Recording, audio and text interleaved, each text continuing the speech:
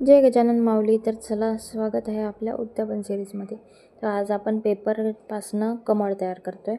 तर एक पिंक कलरचा पेपर घेतला आहे, त्याला 10x20चं कटिंग करून घेतले आहेत पेपर आणि अशा स्ट्रिप केल्या आहेत. बघा त्या मी कशा घड्या केल्या आहेत ते तुम्हाला कळेल आणि सहज समजून जाईल.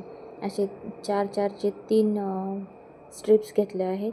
त्या तिन्ही जोडून त्याला मध्ये रबर लावून जॉईन केलं आहे. कसलीही किचकिच चिकचिक काही नाही चिकटवायची. आणि हे बघा आपलं फूल तयार आहे.